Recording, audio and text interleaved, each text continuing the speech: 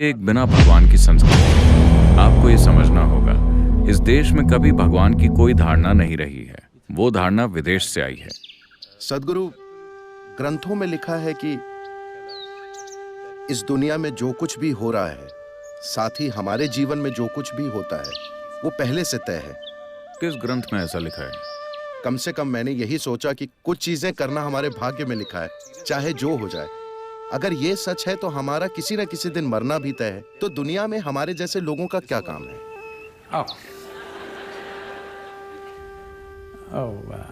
निश्चित रूप से मरना हमारी किस्मत में है। लोग आकर मुझसे कहते हैं, सद्गुरु ये आदमी मेरा दुश्मन है, मैं उसे सहन नहीं कर सकता। मैं कहता हूँ बस इंतजार कीजिए, वो मर जाएगा। आपको कुछ नहीं करना है, बस इंतजार कीजिए, बस धीरज रखिए। तो मरना तय है। हाँ, मगर मुझे नहीं लगता कि किसी भी ग्रंथ ने इस बात का जिक्र किया है कि आपका जीवन पहले से तय है या पहले से निर्धारित है। यह विचार विदेश से आया है। आपको समझना होगा कि इस संस्कृति की मूलभूत प्रकृति क्या है, इसकी जड़ें कहाँ हैं। यह एक बिना भगवान की संस्कृति है। आपको ये समझना होगा, इस देश में कभी भगवान की कोई धारणा नहीं रही है। वो धारणा विदेश से आई है। मैं इसे ठीक से समझाता हूँ, क्योंकि इससे बहुत से लोग नाराज हो जाते हैं। हमारे पास कई देवी देवता हैं, कई सारे। हम 33 करोड़ जैसी किसी संख्या की बात करते हैं। ये सारे देवी देवता कैसे आए? एक ही ईश्वर में विश्वास करने वाले मानते हैं कि कोई एक भगवान है जो ऊपर बैठकर आपके लिए चीजें करता है, यानी कि कोई ऐसा शख्स है जो सारे फैसले करता है। इस संस्कृति में ऐसा नहीं है।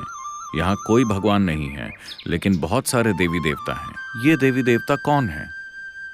अगर आप पीछे मुड़कर देखें तो आपके पास जितने देवी देवता हैं, उनके लिए जिस शब्द का इस्तेमाल किया जाता था, आप देवी हैं, वो है यंत्र। उन्हें हमेशा यंत्र कहा गया। यंत्र शब्द का अर्थ है मशीन या उपकरण या औजार। जब मैं हमारे योगिक मंदिरों को उपकरण कहता हूँ तो लोग आहत हो जाते हैं। सद्गुरु ऐसा मत कहिए, ये हमें अपने जीवन से भी प्यारा है। मैंने कहा, अगर आप इससे आहत होते हैं तो आप आश्रम आइए। मैं आपको आश्रम में प्लम्बिंग का काम दूंगा, बिना किसी उपकरण के। आप अपने नाखूनों और दांतों से 3 दिन तक आश्रम में प्लम्बिंग कीजिए।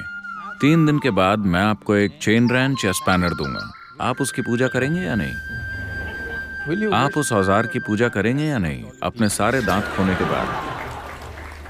तो औजार की ताकत, हमने उपकरण या औजार की ताकत को हमेशा से जाना है।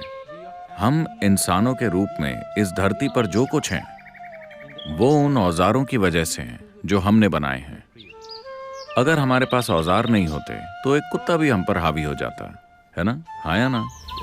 It's only because of the tools human beings have become who they are. केवल औजारों के कारण ही इंसान वो बन पाया है जो आज वो है। स्क्रू ड्राइवर भी एक औजार है, मगर कुछ सूक्ष्म औजार भी होते हैं। ऊर्जा के औजार, व्यक्तिपरक औजार, जो जीवन के अलग अलग आयामों को खोल सकते हैं।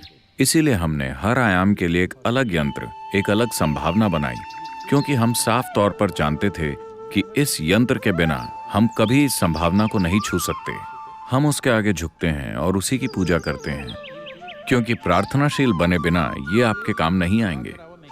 हम साफ तौर पर जानते हैं कि भगवान हमने ही बनाए हैं, बस बाकी लोग इसे भूल गए। तो यहाँ हमने आपसे कहा कि आपका जीवन आपका कर्म है। इसका मतलब है कि आपका जीवन आपका ही बनाया हुआ है। तो पहले से तय होने का सवाल ही कहाँ है? ऐसी कोई चीज इस संस्कृति में नहीं है। धन्यवाद सद्गुरु। पर एक डॉक्टर के लिए सोचना खतरनाक है कि सब पहले से तय है।